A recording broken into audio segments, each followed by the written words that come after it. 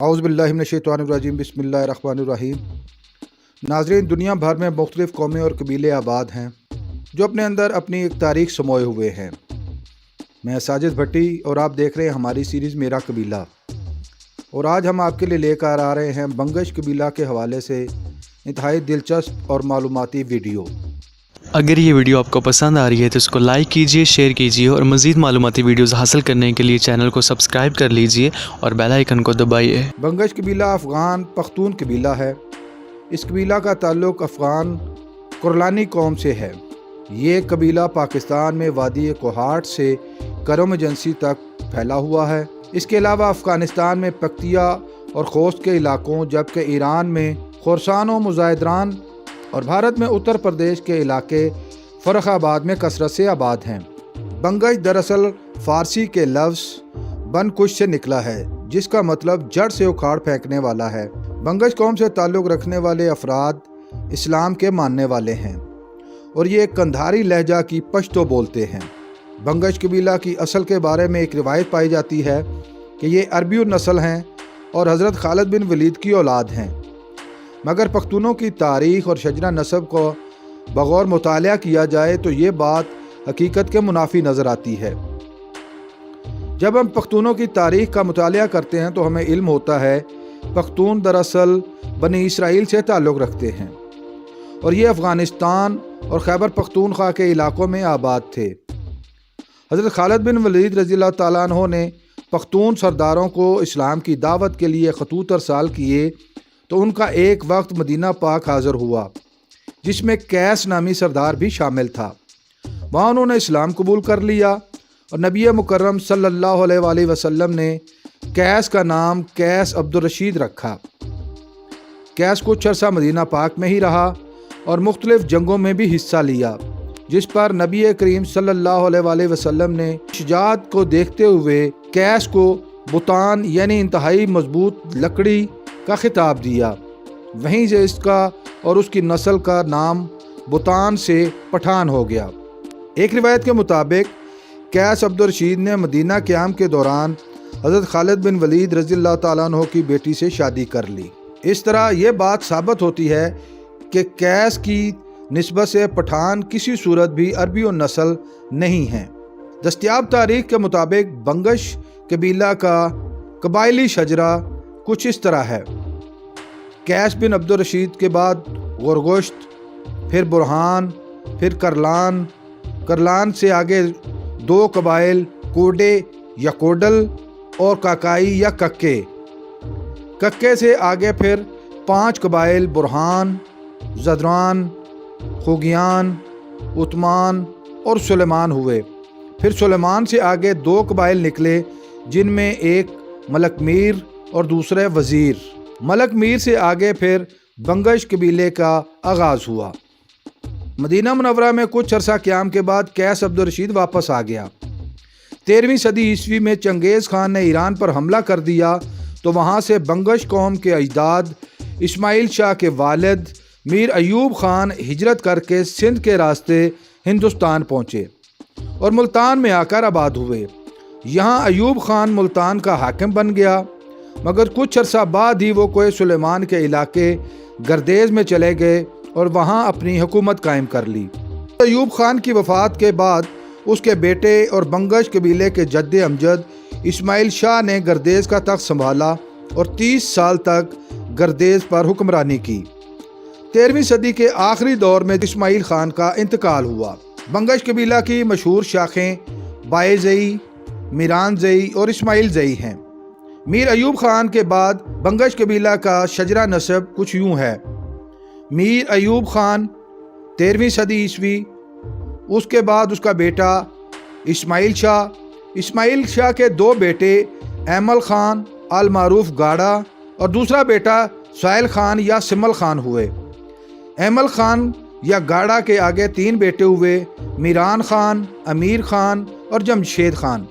अमीर खान की औलादें फ़र्रुखाबाद, हज़ारा और चीचावतनी में आबाद हुईं, जबकि मीरान खान से आगे उसके 4 बेटे हुए, जिनमें बुढ़ा खान, हसन खान, खाखेल और उमर खान थे। बूढ़ा खान की नस्ल بوڑھا خان خیل کے نام سے مشہور ہوئی، جبکہ حسن خان کی اولادیں راجستھان میں آباد ہوئیں اور حسن زئی کہلائے۔ میران خان کے تیسرے بیٹے خاخیل کی اولادیں تورا وادی میں آباد ہوئیں اور خاخیل پر مشہور ہوئے۔ عمر خان کے آگے دو بیٹے ہوئے، علی شیر اور دوسرا میر احمد خان۔ علی شیر کی اولادیں ہنگو اور کرم ایجنسی میں آباد ہوئیں اور علی شیر زئی کہلائیں، جبکہ میر احمد خان کی اولادیں احمد خیل پر کہلائیں۔ بنگش قبیلہ ضلع بنگش کا مقیم تھا۔ یہ ضلع خیبر پختونخوا کے علاقوں کوہاٹ سے ٹل اور سپین گڑھ تک، جبکہ افغانستان کے صوبہ پکتیا تک پھیلا ہوا تھا۔ سن 1540 عیسوی میں ظہیر الدین بابر نے اپنی کتاب تذکرہ بابری میں بھی بنگش ضلع کا ذکر کیا ہے۔ اس زمانے میں مظفر خان بنگش اور مسعود بنگش کے نام بھی انتہائی نمایاں اور مشہور ہیں۔ ظہیر الدین بابر کی فوج پختون علاقوں کو فتح کرتے ہوئے آگے بڑھی۔ جب وہ ضلع بنگش کے علاقوں میں پہنچی تو یہاں مقیم بنگش جنگجو پہاڑوں پر چڑھ گئے اور انہوں نے مغل فوج کو گھیرے میں لے لیا۔ کافی تگ و دو کے بعد مغل فوج ان کو پہاڑوں سے نیچے دھکیلنے میں کامیاب ہوئی اور انہیں شکست دی۔ 200 بنگش جنگجو گرفتار ہوئے۔ اس کے بعد مغل فوج نے ہنگو، ٹل اور بنو کی طرف پیش قدمی کی۔ بنگش جنگجوؤں نے ہر مقام پر مغل فوج کا مقابلہ کیا، مگر تعداد میں کم اور محدود اسلحہ کی وجہ سے ہر جگہ شکست اٹھانا پڑی۔ 16ویں صدی عیسوی میں وزیرستان سے تیرہ ہجرت کر کے آنے والے ایک صوفی پیر روشن نے مغلوں کے خلاف روشنائی تحریک کا آغاز کیا، تو اس میں بنگش قبیلہ انتہائی نمایاں تھا۔ اس وقت مغل شہنشاہ اکبر دلی پر تخت نشین تھا۔ پیر روشن کے بعد اس کے بیٹے جلالہ نے اس تحریک کی قیادت کی۔ سن 1599 عیسوی میں جلالہ نے غزنی پر قبضہ کر لیا، مگر جلد ہی مغل فوج نے قبضہ واپس لے لیا۔ جلالہ کے بعد اس کے بھتیجے احد یا احداد نے اس تحریک کی قیادت سنبھالی۔ اس نے جلال آباد پر کئی حملے کیے مگر ناکام ہوا۔ سن 1626 عیسوی میں احد خان منگولوں کے ساتھ لڑائی میں تیرا کے مقام پر مارا گیا۔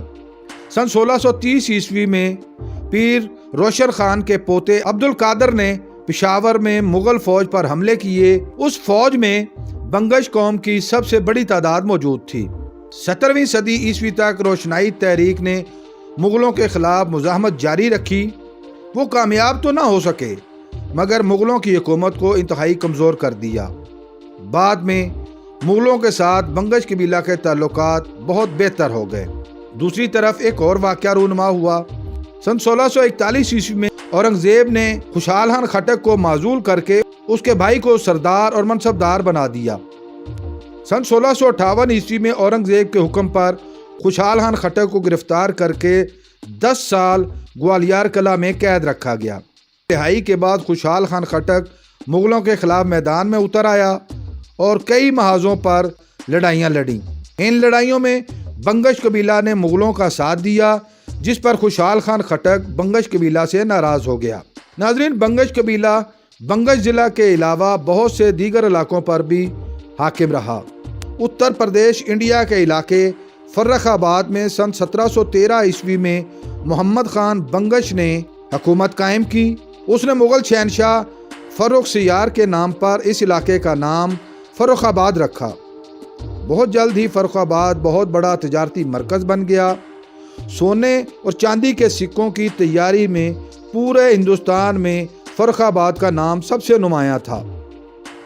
احمد شاہ ابدالی دور میں پختونوں کی ایک بہت بڑی تعداد بہترین مستقبل کے لیے افغانستان سے ہجرت کر کے فرخ آباد میں آ کر آباد ہوئی۔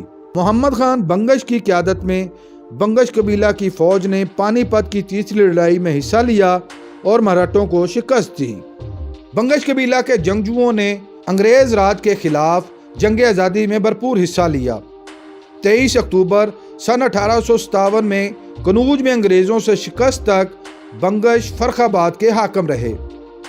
ناظرین، بنگش ایک خوددار، جنگجو اور بہادر قبیلہ ہے۔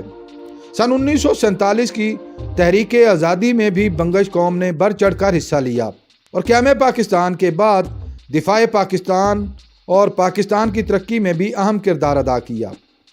بنگش قوم سے تعلق رکھنے والی بہت سی نامور شخصیات نے دنیا میں نام کمایا، جن میں سابق صدر اسحاق خان، افضل بنگش، شہید Farid Hussain Bangash, Muzaffar Khan Bangash, IGP Malik Naveed Khan Bangash, lieutenant general Humayun Bangash, IG police شہید Muhammad Saad Khan Bangash, lieutenant general Arif Bangash, gold medalist Nawab Abdul Aziz Khan Bangash اور گلوکارہ زیب بنگش شامل ہیں۔ ناظرین، اگر آپ اس ویڈیو کے بارے میں اپنی کوئی رائے دینا چاہیں تو کمنٹ باکس کا استعمال کریں۔